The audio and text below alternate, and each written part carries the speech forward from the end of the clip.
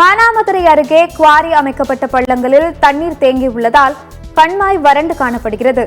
சிவகங்கை மாவட்டம் மானாமதுரை அருகே புதுக்கோட்டை அருகே உள்ள போச்சடையில் 40 ஏக்கரில் ஐயனார் குளம் பொதுப்பணித்துறை கண்மாய் உள்ளது. 4 மடைகள் கொண்ட இந்த கண்மாய் மூலம் 120 ஏக்கர் நிலங்கள் பாசன வசதி பெறுகின்றன. கண்மாய்க்கு மழைநீர் வரக்கூடிய பகுதிகளில் குவாரி பள்ளங்களில் தண்ணீர் தேங்கியுள்ளதால் கண்மாய் வறண்டு காணப்படுகிறது. எனவே இந்த கண்மாய்க்கு வைகை ஆற்று நீரை கொண்டு நடவடிக்கை எடுக்க வேண்டும் என்று விவசாயிகள் வலியுறுத்தி வருகின்றனர். இல்லாதனால பூரா பஞ்சத்துக்கு இதா இருக்கு. விளையல மழை பெஞ்சாலும் கம்மாயில தண்ணி வர்றதில்ல, கண்மாயில தூரும் வரல, எதுவும் பண்ணல. 20 வருஷமா அதாவது தண்ணி வர்ற பகுதியை பூரா கிராவல் குவாரி தோண்டி எடுத்ததுனால அங்கே கம்மா மாதிரி நிரம்பி போயிருக்கிறதுனால இங்கே தண்ணி வர்றதுக்கான வாய்ப்பு இல்லை.